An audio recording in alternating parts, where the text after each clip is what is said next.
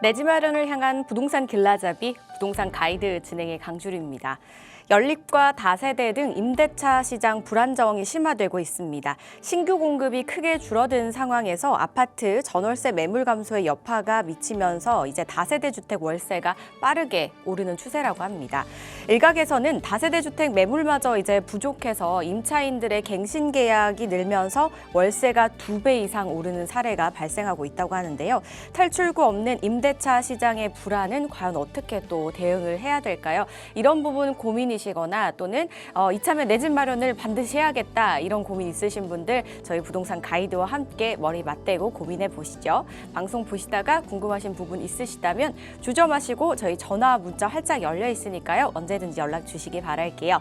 02-2638-3967번 서울 전화 02-2638-3967번으로 전화 주시거나 또는 샵 3989번으로 궁금하신 내용 적어서 바로 보내주시기 바랄게요.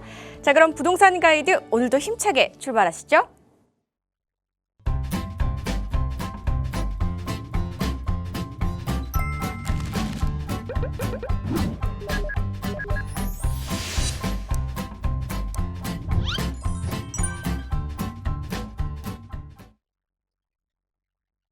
부동산 가이드 오늘 함께 하실 분 바로 모셔보도록 할게요. 로엔리 중개법인의 김남현 전문가 함께합니다. 어서 오세요.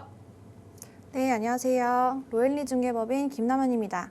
최근 아파트 시장 굉장히 뜨겁습니다. 앞서 다세대 주택 임대차 상황에 대해서도 짧게 언급을 주셨는데 서울 아파트 값이 16주 연속 상승세를 이어가고 있고요.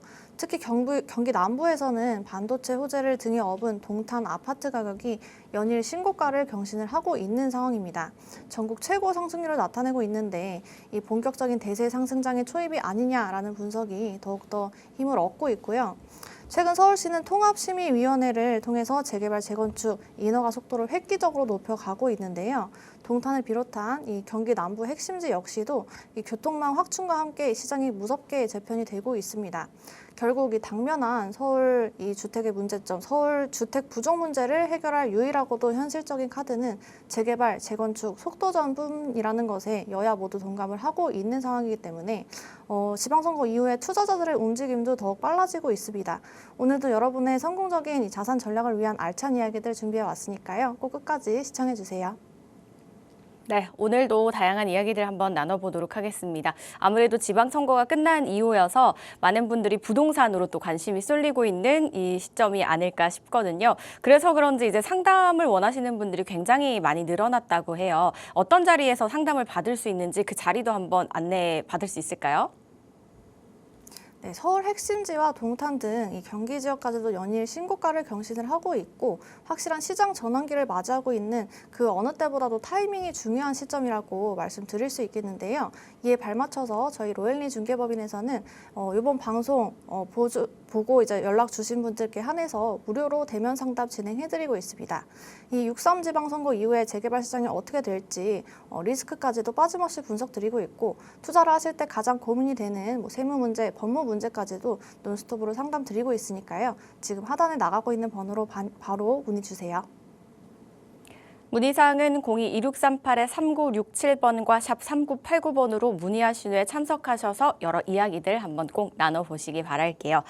저희는 본격적으로 이슈 이야기부터 넘어가도록 하겠습니다. 6.3 지방선거 이후에 앞서 말씀드렸다시피 부동산 시장의 시선은 이제 정비 사업으로 쏠리고 있습니다. 재개발과 재건축이 활발하게 진행이 된다면 서울에서 가장 문제가 되고 있는 문제의 근원인 이 공급 부족을 해결할 수 있을까라는 희망을 좀 가져도 될까 싶은데요. 이 지난 지방선거가 지났습니다. 이제 정비사업, 새로운 전환점을 맞이하게 될까요? 네, 부동산 투자에 관심 가지신 분들이라면 이번 6.3 지방선거, 그중에서도 서울시장 선거에 결과에 관심이 쏠릴 수밖에 없었죠. 이 여야를 떠나서 이번 서울시장 후보들 모두가 정비사업의 속도를 높이겠다라는 이야기를 했습니다. 규제 완화도 빠짐없이 이야기를 했는데 이제 다만 방향성에 있어서는 차이점이 분명히 존재를 했었죠. 공통점은 이제 서울 내 공급이 부족한 상황에서 정비 사업을 통해서 주택 공급 속도를 획기적으로 높이겠다라는 것이었고요. 다만 속도를 내는 방식에 있어서 한쪽에서는 공공의 적극적인 개입이 필요하다라고 이야기를 했고, 다른 한쪽에서는 이 민간 주도로 규제 완화로 속도전으로 가야 한다라는 어떤 이 부동산 철학의 차이가 있었습니다. 이 오세훈 서울시장이 임기를 연장하게 되면서 이제 공약 중에 2031년까지 주택 공급 31만 호를 달성하겠다라는 공약이 있었는데, 이 공약이 이뤄질 수 있을지 또 주목을 해봐야 하는 타이밍이겠고요. 일명 오세훈표 재개발인 모아타운 사업이 이 사업의 연속성을 가져갈 것이다라고 많은 분들이 기대를 하고 계신데요. 신속통합기획, 이 신통기획이라고 하죠. 2.0 모델이 발표가 되었고, 이제는 쾌속통합으로 더 빠르게 추진을 한다고 이야기가 나오고 있는데, 이 고도지구 등 규제 완화책도 계속적으로 추진할 것으로 기대가 되고 있습니다. 네, 다음 자료를 보시게 되면요. 이 신속통합기획 2.0에 대한 내용입니다. 이제는 쾌속통합으로 불리는 신통기획 2.0 주요 내용 한번 살펴보자면요.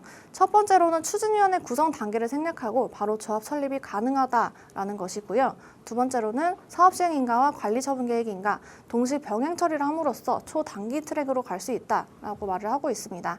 또 AI 사전 검증 시스템 역시도 이 AI를 도입을 함으로써 이 사전 검증 절차를 더욱더 간소화시키겠다라는 이야기로 들리는데, 보시는 것처럼 이 재개발 사업에 있어서 불필요한 인허가 절차 등을 대폭 생략하고 공급을 빠르게 하겠다라는 이야기로 읽힙니다. 이 3년 내에 착공이 가능한 이 핵심 공급 전략 사업지에 3년간 8.5만 호를 빠르게 공급하고, 더 나아가서는 2031년까지 31만 호를 공급하겠다라고 계획이 잡혀 있는데요. 이거는 사실은 공약에 포함된 것뿐만 아니라 서울시에서 올해 초에 이미 발표를 했던 내용입니다. 26년부터 28년까지 조기 착공이 가능한 85개 구역을 공개를 하면서 실체 있는 공급 대책만이 시장의 불안을 잠재울 수 있다라는 점을 서울시에서 여러 번 강조를 한 바가 있죠. 또한 주택진흥기금에 500원을 편성을 하면서 이런 것들을 이주비 융자 지원이라든지 정상화 방안 이런 것들을 또 이야기를 했습니다. 서울시가 앞으로 이렇게 보시는 것처럼 재개발에 더욱 총력을 기울일 것으로 보이는데요. 이 부동산 투자를 생각하시는 분들이라면 이 투자를 하실 때 있어서 지난 110 대책에서 발표한 신축 소형주택 특례를 적극 활용해 보시면 좋겠습니다. 이 각종 부동산 세금, 취득세, 종부세, 양도세에서 이제 주택수에서 제외를 해주는 엄청난 세제 혜택이 나와 있기 때문에 이미 뭐 지방 혹은 서울에 아파트를 한 채 보유하신 분들께도 유용한 정책이고요. 신축 특례에 대해서는 이제는 좀 많은 분들이 잘 알고 계신 것 같아요. 그래서 오늘은 한 가지 더 말씀을 드리려고 하는 것이 바로 청약시 무주택 간주하는 범위가 확대가 되었습니다.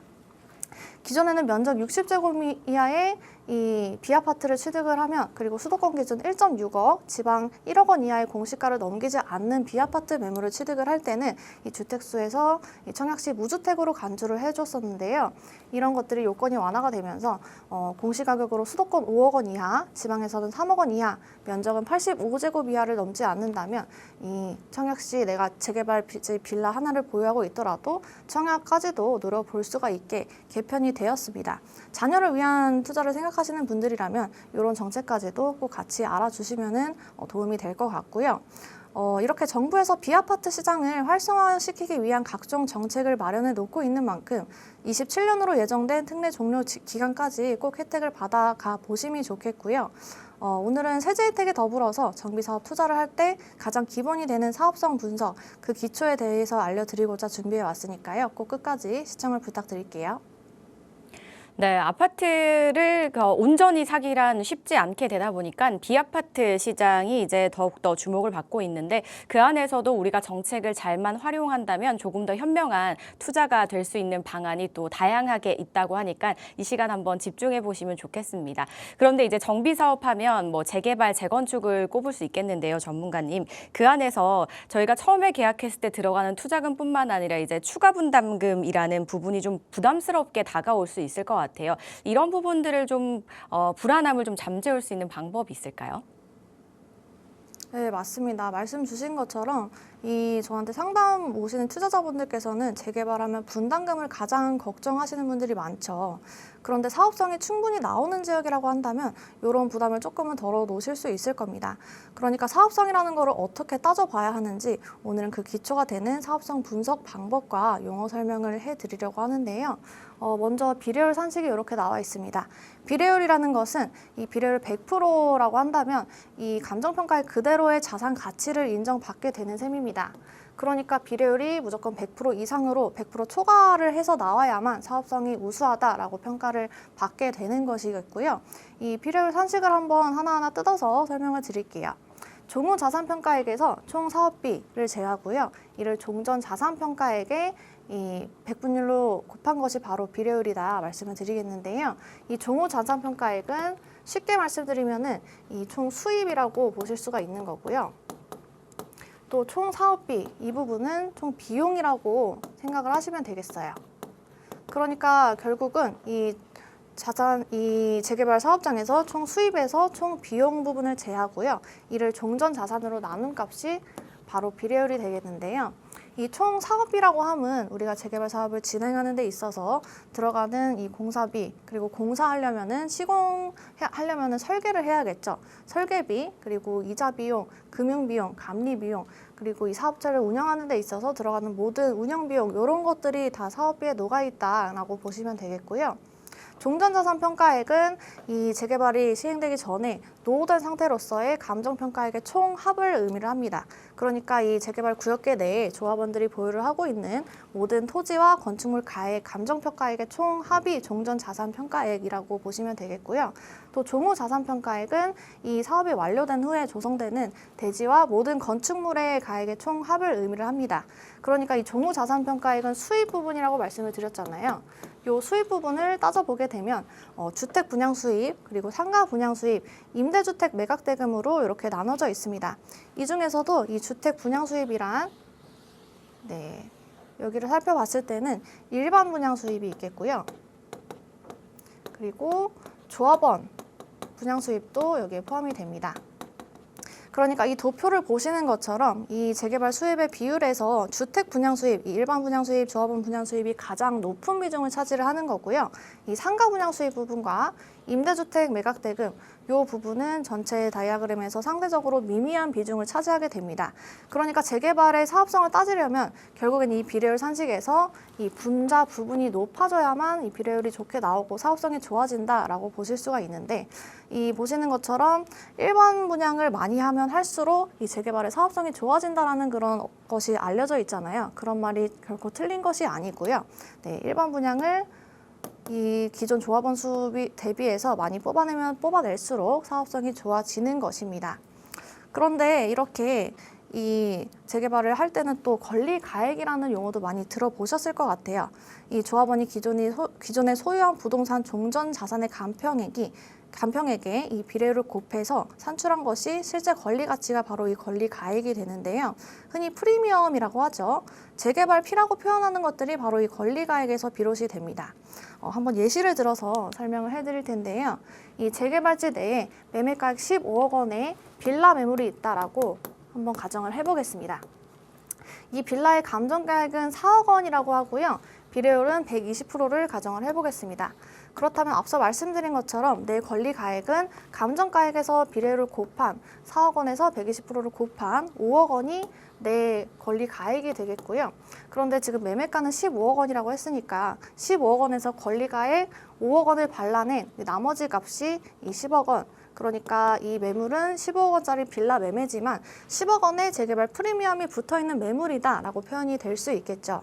그리고 조합원 분양가 같은 경우에는 초기 사업장에서는 정확히 알 수 없지만 이 사례에서는 9억 원으로 책정돼 있다라고 가정을 해보겠습니다. 그렇다면 내가 입주권을 받기 위해서 추가로 들어가는 조합원 분담금은 이 9억 원에서 권리가액 5억 원을 제외한 4억 원이 조합원 분담금으로 책정이 되게 되겠고요.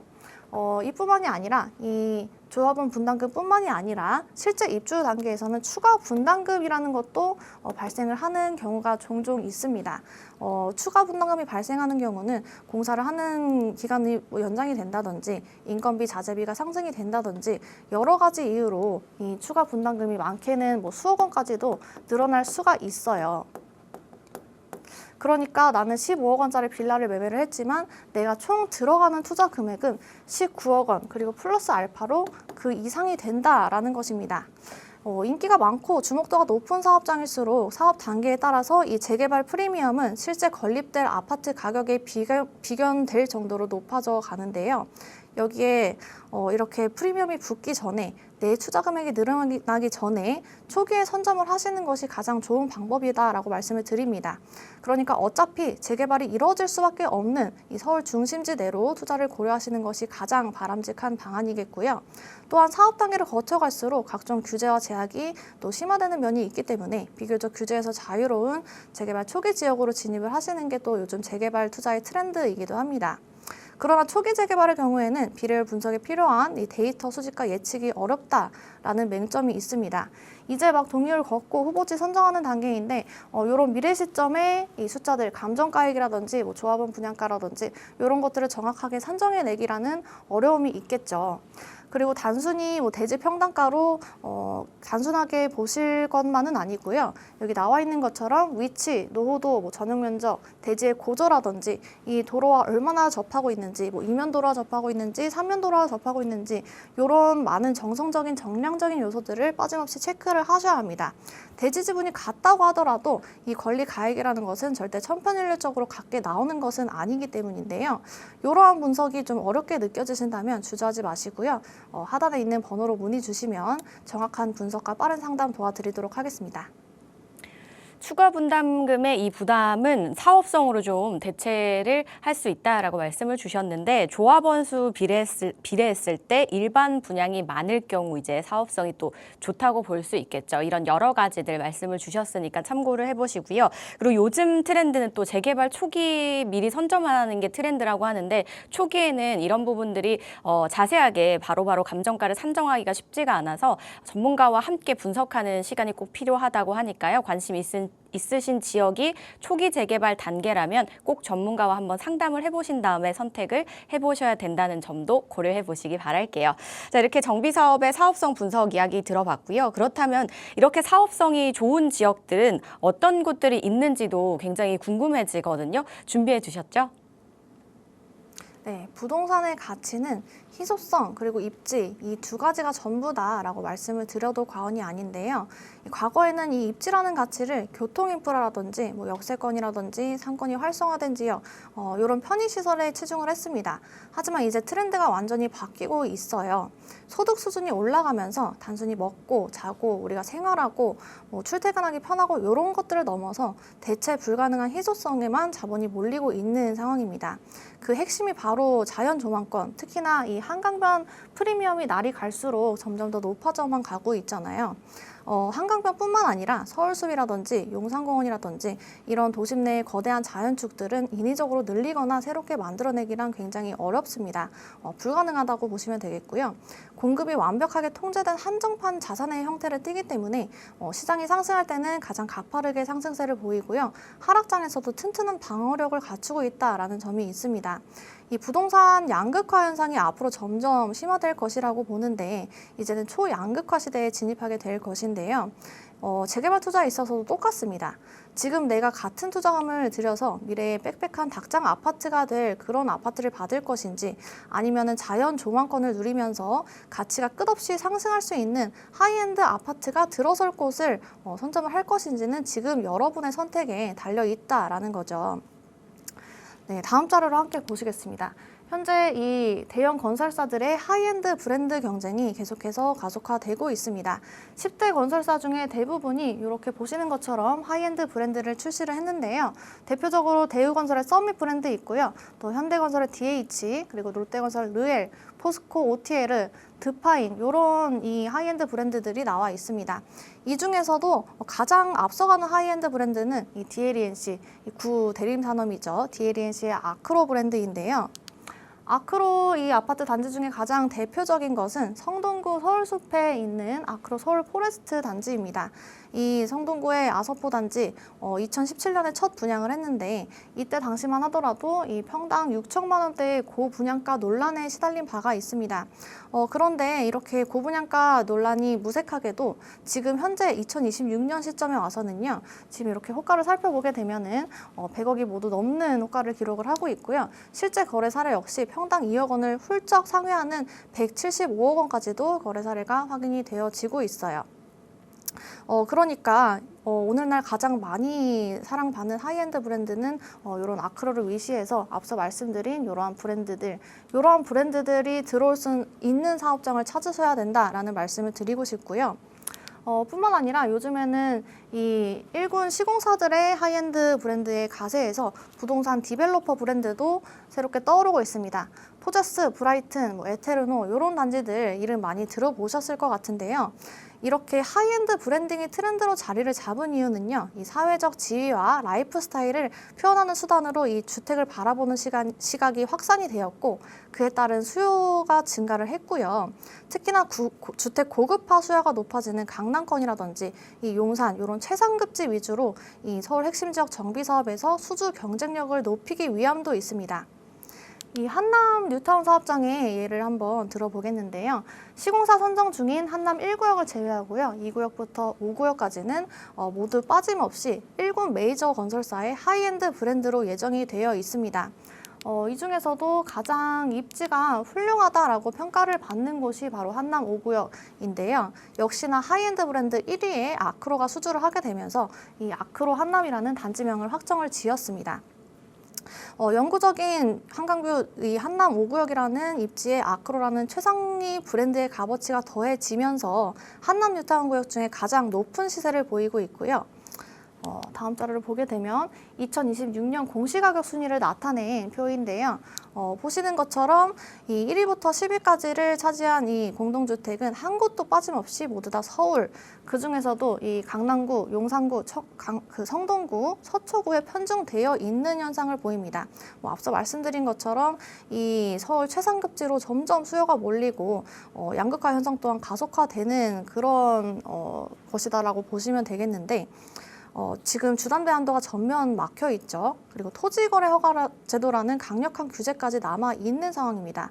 따라서 이런 상급지에 진입할 수 있는 유일한 주거 사다리는 바로 재개발 정비사업 투자임에 많은 분들이 공감을 하고 계신 것 같아요.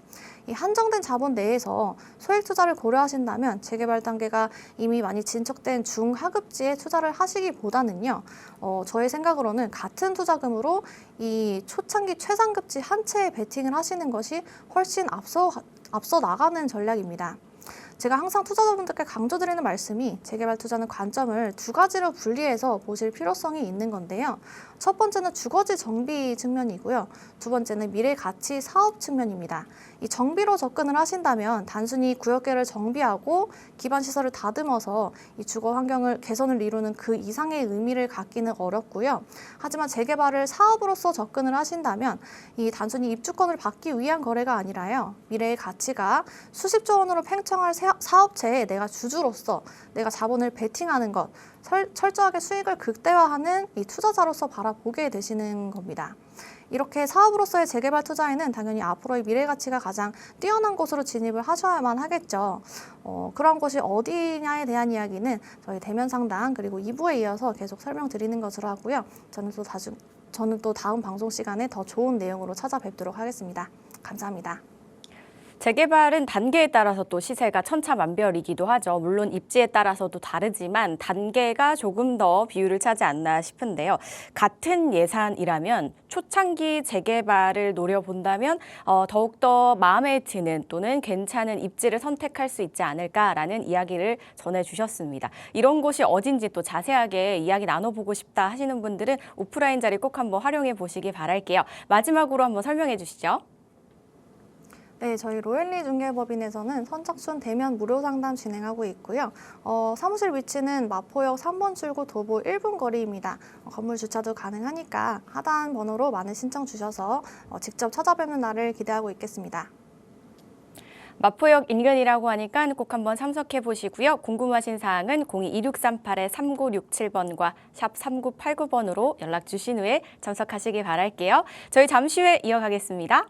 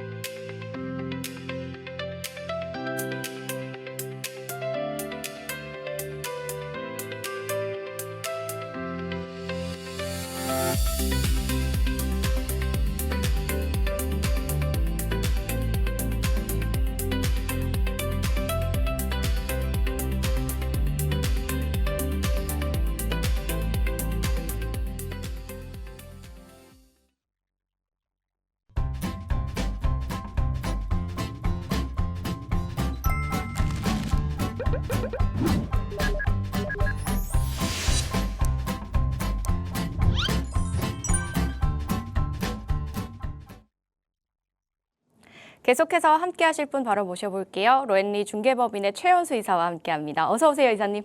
안녕하세요. 반갑습니다. 로엔리 부동산 중개법인 최현수 이사입니다. 최근 지방선거가 마무리가 되면서 오세훈 시장이 연임에 성공을 했습니다. 그렇기 때문에 최근에 부동산을 관망하면서 지켜보셨던 분들도 지방선거를 기점으로 많이들 움직이실 것이 좀 예상이 되고 있는데요. 최근에는 이제 정비 사업에 대한 기대치가 갈수록 높아지면서 공급은 결국 정비 사업뿐이다라는 이야기가 많이 돌고 있습니다. 그렇기 때문에 오늘은 뉴스와 부동산 시장들을 정확하게 한번 알아보면서 분석하는 시간 가지며 또 정비 사업은 어떻게 바라봐야 하고 어디를 보면 좋을지 이야기해보는 시간 가지도록 하겠습니다. 끝까지 시청 부탁드리겠습니다. 네, 역시 정비 사업이 아무래도 핫하다 보니까 다양한 이야기들 가지고 와주신 것 같네요. 그 전에 먼저 오프라인 자리 또 설명해 주셔야죠. 네, 저희 로엔리 부동산 중개법인에서 오프라인 자리를 마련하고 있습니다. 대면 상담으로 진행이 될 예정이고요. 지금 팍스경제TV를 보고 계시는 시청자분들에 한해서 진행이 됩니다. 무료로 진행될 예정이니 여러 가지 정비 사업에 대한 고민거리 안고 오셔서 명쾌하게 또 해석해드리는 시간 가지도록 하겠습니다. 많은 참석 부탁드리겠습니다. 부동산 고민 있으신 분들 꼭 활용해 보시기 바랄게요. 02-2638-3967번과 샵 3989번으로 문의 후에 참석해 보시면 되겠습니다. 저희는 본격적으로 뉴스부터 한번 체크를 해봐야겠죠, 이사님. 이번 주 시장 어떤 뉴스들이 좀 떠들썩하게 오르내렸을까요? 네, 금주의 부동산 뉴스 코멘트부터 시작을 한번 해보겠습니다. 네, 제목을 먼저 보시면 매매, 전세, 월세 트리플로 감소를 하고 있다라는 내용입니다. 결국 이 공급 자체가 굉장히 수급이 안 되고 어렵다 보니 매매부터 시작을 해서 전세, 월세, 삼중고를 겪고 있다라는 내용인데요. 조금 세부적으로 내용을 한번 살펴보겠습니다. 매매, 전월세 매물은 트리플로 감소하고 있는데 정부는 부동산 정책은 그대로 가겠다라는 기조를 이야기하고 있는 내용입니다. 내용을 조금 더 살펴보면 다주택자 양도세 중과가 종료된 지 한 달 됐고 서울 아파트 매물이 11%가량 감소했습니다. 그리고 실수요자를 보호를 한다라는 기조 속에 전월세 매물마저 동시에 감소를 하고 있는데요. 그런 와중에 보유세를 강화하겠다. 그리고 비거주 1주택자들 것들을 규제를 하겠다라는 것들이 이야기가 오고 가고 있고 전세 매물이 감소하고 있음에도 이 대통령, 즉 정부 측은 정상화 과정이라고 이야기를 하고 있습니다. 내용을 조금 더 살펴보겠습니다. 다주택자 양도세 중과가 재개된 지 한 달이 지난 가운데 서울 주택 시장에서는 매물 잠김 현상이 뚜렷해지고 있습니다. 사실 이 자체는 계속해서 예견되어 왔던 일입니다. 하지만 현실로 나타나고 있는 건데 하지만 정부는 실거주 중심의 주택시장 재편 기조를 유지하면서 수요 억제에 무게를 둔 세제 개편을 조금 더 추진할 것으로 전망이 되고 있는데요. 한 부동산 플랫폼에 따르면 지난 9일 기준 서울 아파트 매물은 6만 840건으로 다주택자 양도 중과 재개 직전인 지난달 9일보다 약 11% 감소했습니다. 1년 전 수치와 비교를 하자면 22%가량 줄어든 내용인데요. 전월세 시장도 상황은 비슷합니다. 앞쪽에 매매 자체가 줄어들었다라고 하면은 전월세 시장도 같은 기간 지금 전월세 매물이 3만 1,600건에서 3만 4,800건으로 10%가량 늘었다라고 볼 수 있지만 1년 전 기준으로 잡았을 때는 21%가량 감소를 했습니다. 그래서 매매와 전세, 매물 자체가 계속해서 없어지고 있다 보니 매매 가격도 상승이 되고 또 전세에 대한 압력이 존재하면서 전세, 월세 전부 다 감소를 하며 가격이 오르고 있는 상황이라고 보실 수 있겠습니다. 이는 지난달 9일까지 다주택자들이 양도세 중과를 피하기 위해 매물을 처분하면서 일부 매도 물량이 상당 부분 소진되며 입주 물량 감소가 겹친 영향으로 풀이되고 있습니다. 또 다른 부동산 플랫폼에 따르면 올해 서울 아파트 입주 예정 물량은 1만 8천 가구로 지난해 3만 2천 가구보다 41%가량 줄어든 내용이라서 굉장히 많이 축소가 됐다라고 볼 수 있고요. 다음 내용을 한 번 더 보자면 하지만 이런 현상이 일어나고 있음에도 정부는 계속 실거주, 수요 보호 기조 속에서 수요 억제 정책을 더욱더 강화할 것으로 보여지고 있습니다. 그 일환으로 다음 달에 공개될 세제 개편안에 보유세 강화 방안이 담길 전망으로 보여지는데요. 지난 8일 이재명 대통령은 청와대에서 열린 취임 1주년 기자회견에서 우리나라는 보유세가 대체로 낮다. 다른 나라들 부동산은 사가지고 있으면 부담이 돼 어느 순간 사라진다라는 내용을 좀 강조해 주셨는데요. 거래세 측면에서도 비거주 1주택자를 대상으로 양도세, 장기보유, 특별공제, 축소 등이 검토되고 있기 때문에 하반기에 일부 매물 출회를 유도할 것이라는 관측도 나오고 있습니다. 상반기에 다주택자를 압박하면서 일부 매물이 나오게 유도한 것과 같다라고 볼 수 있겠는데요. 조금 더 살펴보겠습니다. 문제는 시장에서는 이러한 조치가 실제 공급 확대 효과로 이어질지는 미지수라는 평가가 제기되고 있습니다. 왜냐하면 상반기에도 다주택자를 압박해서 매물 출회를 늘려 보겠다라고 해서 일시적인 증가는 있었으나 지금 그 이후로 매물 잠긴 현상이 갈수록 더 심화되고 있는 현실이기 때문인데요. 그리고 매도 대신해서 가족 간의 증여나 보유를 선택하는 사례가 늘어날 수 있고 임대인이 직접 거주에 나서면서 임대차 시장에는 공급이 줄어들 가능성도 있기 때문입니다. 그리고 이러한 정책들은 단기적으로는 약간의 매물 출회가 될 수 있으나 장기적으로는 매물 잠김 현상이 점점 심화되고 또 전월세 공급 감소에 따른 임대차 시장 불안이 이어질 수 있다라는 우려가 제기되고 있습니다. 네. 다음 내용을 조금 더 살펴보자면 정부는 이 대통령은 전세는 대한민국에만 있는 사금융이다. 사라져가는 추세라면서 이러한 삼중고를 겪고 있는 시장이 정상화되는 과정이라고 이야기를 했습니다. 그리고 전세 대출을 해준 것이 집값 상승의 주된 원인이라고 이야기를 하시면서 다주택자의 주택 처분에 따른 전세 매물 감소에서도 무주택자가 사면서 전세 수요가 그만큼 줄었다라고 평가를 했습니다. 그렇기 때문에 향후 전세대출 규제 강화 등이 추진될 가능성이 거론되고 있지만 전세 매물 감소 속에서도 실수요는 꾸준히 유지될 것으로 예상이 되고 있습니다. 그런데 서민들 같은 경우는 주거 선택지가 줄어드는 상황이 이어지면서 임차인들의 주거 불안은 더욱더 커질 수 있다는 지적도 나오고 있습니다. 이렇게 부동산 시장 자체가 최근에 매매, 전세, 월세 할 거 없이 삼중고를 겪고 있는 와중에 정부는 같은 기조를 계속해서 유지를 하고 있음에 따라서 앞으로도 공급 자체는 더욱더 희귀해지고 정비 사업에 대한 기대치도 그만큼 더욱더 증가될 것으로 보여집니다. 매매와 전월세 트리플 감소를 보이고 있는 시장입니다. 감소 속도와 비중이 꽤나 커서 시장에 미치는 영향도 좀 큰 것 같더라고요. 실수요자들이 이제 타격을 받고 있는 거죠. 그러면서 가뜩이나 없는 공급이 점점 더 귀해지고 있습니다. 그래서 정비사업 쪽으로 이제 눈이 돌아갈 수밖에 없는 상황인데 아니나 다를까 또 이번 지방선거에서 오세훈 시장이 연임을 하게 되면서 기존에 진행하던 재개발에 대한 기대감이 더 높아지고 있지 않나 싶거든요. 그렇다면 이제 본격적으로 연임의 이 임기가 시작이 된다면 우리가 기대해 볼 것들이 뭐가 있을까요? 네, 이번 지선이 마무리가 되면서 오세훈 시장이 5선에 당선이 됐습니다. 우리는 무엇이 달라질 것인가를 이번에 한번 알아볼 텐데요. 일단 서울시 역사상 최초의 5선 시장 확정입니다. 이게 정비 사업에서 굉장히 큰 의미를 시사하는 것이 바로 연임입니다. 연임이기 때문에 정비 사업에서는 가장 불안한 것이 불확실성에 대한 리스크라고 볼 수 있는데 이런 정비 사업의 정치적 불확실성이 완전히 소멸을 했다라고 볼 수 있겠고요. 공급에 대해서 계속해서 이야기를 해주셨던 만큼 공급 속도전이 본격 궤도에 오르게 되면서 서울시 주택 공급은 결국 정비 사업에 달려 있다라고 계속해서 이야기를 하고 계십니다. 네.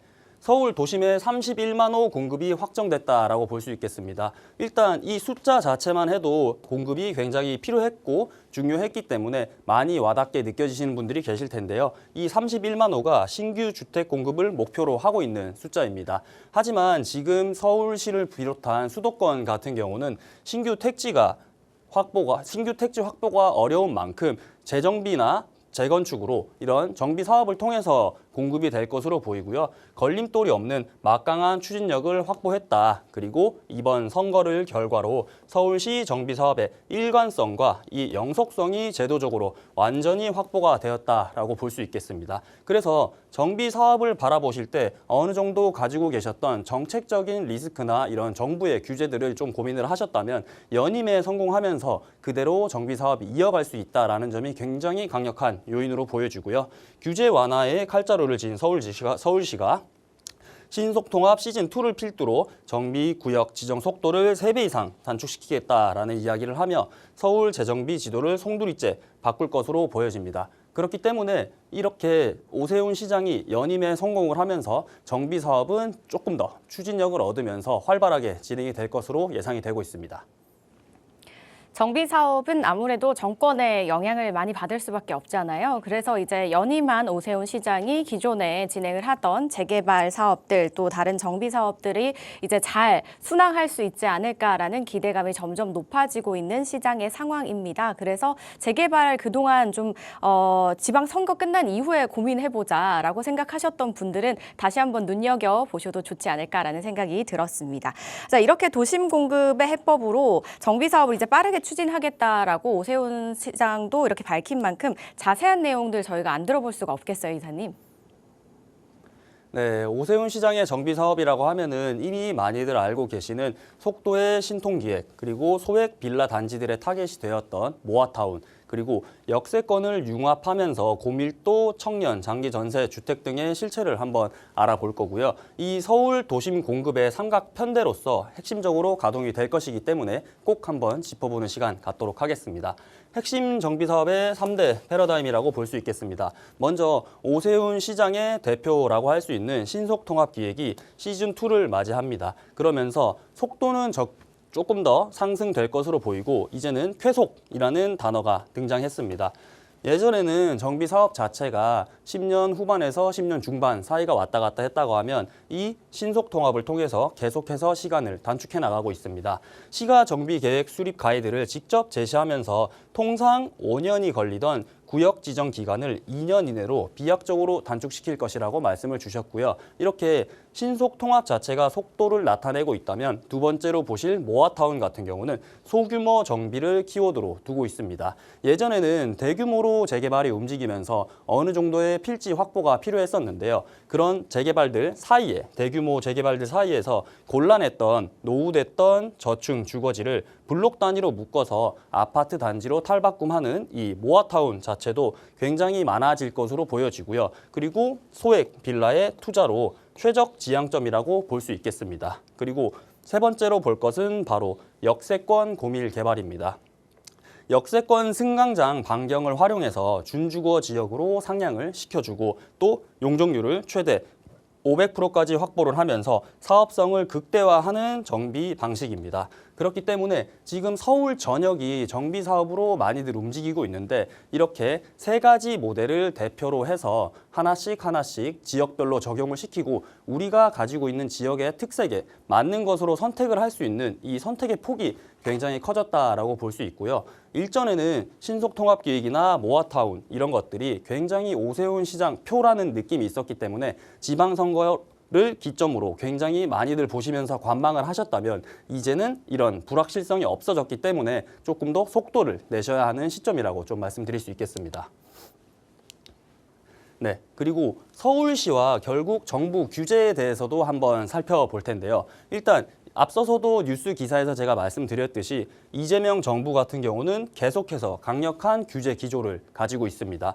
중앙정부는 다주택자 규제는 계속해서 유지를 하고 금융대출 억제 정책 및 실거주를 의무화하는 이런 정책 기조를 그대로 가져갈 것으로 보이고요. 고가 아파트 신규 분양 및 진입에 높은 장벽을 세우고 있습니다. 결국 하나로 얘기를 해보자면 이 아파트라는 것을 직접적으로 취득을 하기에는 갈수록 더 어려워지고 심지어 하나 들고 계신 분들은 다주택자로 갈 수 있는 길은 더더욱이 막히고 있다라고 볼 수 있겠는데요. 그러면 지금 서울시 오세훈표 강력한 우회로가 등장하기 시작했습니다. 정부의 규제로 아파트를 직접 진입할 수 없는 투자자들에게 서울시가 직접 제시를 해주고 있다라고 볼 수도 있겠는데요. 바로 정비구역 선점을 통해서 가장 합법적이면서도 막강한 우회를 하면서 입주권 확보를 할 수 있는 수단이라고 볼 수 있겠습니다. 그렇기 때문에 이 정비 사업이라는 것에 굉장히 주목을 해보면서 우리는 어떻게 움직여야 하고 그리고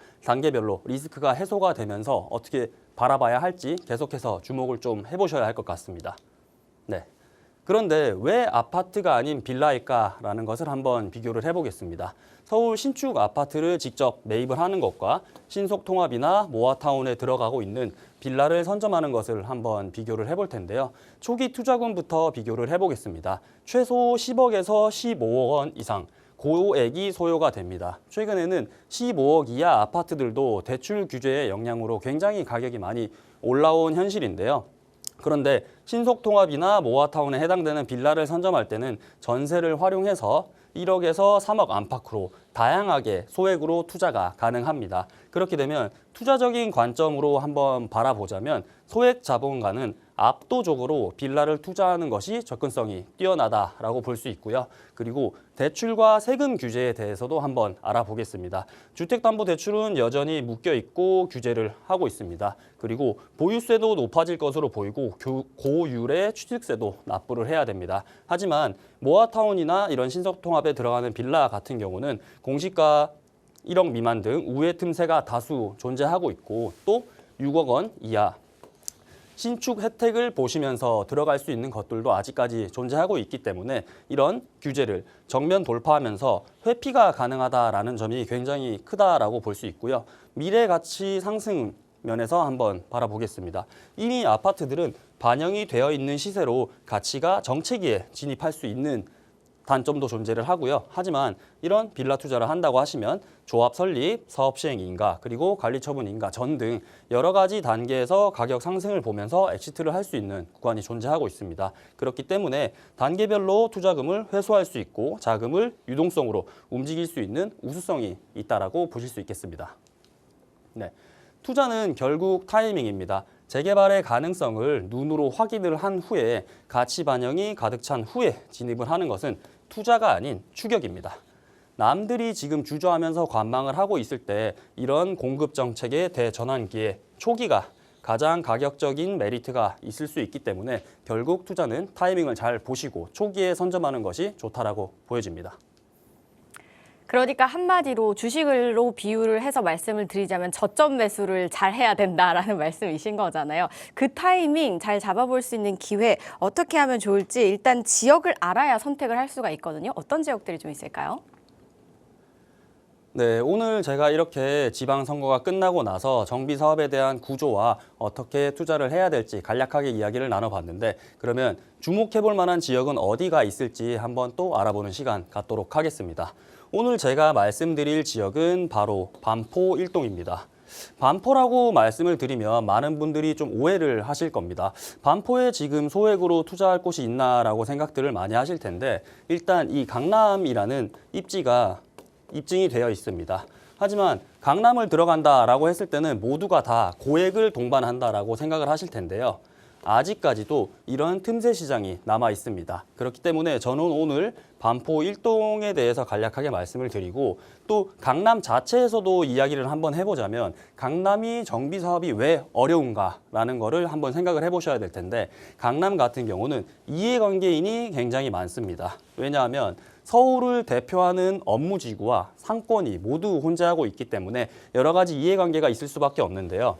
그렇기 때문에 강남 내에서도 이렇게 저층 주거지들이 밀집해 있는 곳들이 다수 존재하고 있습니다. 하지만 오늘 제가 말씀드리는 이 반포 일동 같은 경우는 비교적 상권과 업무지구가 가장 없는 지역입니다. 그리고 옆쪽으로는 또 이 경부고속도로가 지하화가 될 예정이고 고가로 형성을 하고 있는 이런 반포 아파트들을 도보권으로 이동을 할 수 있는 장점이 존재합니다. 그렇기 때문에 이 반포 일동에 대한 가능성을 먼저 보시고 지금 소액으로 선점을 하실 수 있는 기회가 존재하기 때문에 저는 반포 일동을 바라보는 것이 굉장히 우수하다라고 볼 수 있겠는데 그리고 정비 사업지를 많이들 보실 때 저평가되어 있는 것들을 많이 찾으십니다. 그렇다고 하면은 가장 먼저 고려가 되는 것이 바로 강남과의 접근성 같은 거를 많이 꼽으시는데요. 강남 자체에 속하고 있고 애초에 부촌이기 때문에 가격만 저렴하다, 내가 투자할 수 있는 가격 자체로만 들어온다라고 하면은 많은 분들이 검토를 하실 수 있는 지역이라고 생각이 들고요. 그리고 주변 아파트 가격 역시 이미 신축이나 이런 프리미엄들을 형성하고 있는 아파트들도 많지만 재건축을 통해서 가치 반영이 더욱더 될 호재가 또 존재하고 있기 때문에 반포 일동을 주목해 보시는 것을 또 추천을 드리고요. 두 번째로 말씀드릴 지역은 바로 방배동입니다. 제가 이 방배동을 꼽아보는 것은 방배동도 앞서서 이 반포동과 같이 원래 기존의 부촌으로 자리 잡고 있는 좋은 입지를 자랑하고 있습니다. 그렇기 때문에 여러 가지 입지적인 장점들을 말씀드리면서 또 방배동 같은 경우는 제가 꼽을 키워드는 바로 이 하이엔드입니다.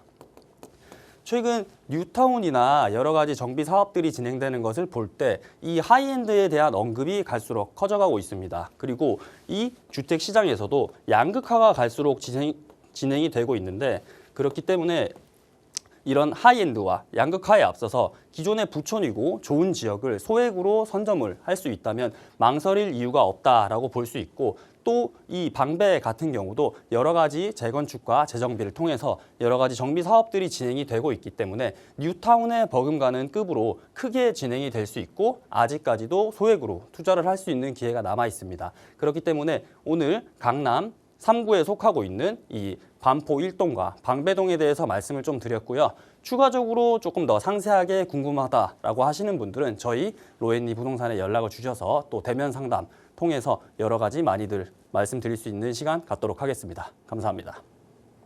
요즘 핫한 초기 재개발 쪽 말씀을 주셨습니다. 방배와 이제 서초 반포를 살펴보면 어떨까라고 말씀을 주셨는데 이 저점 매수 기회 잡을 수 있는 자리 안내해 주시죠.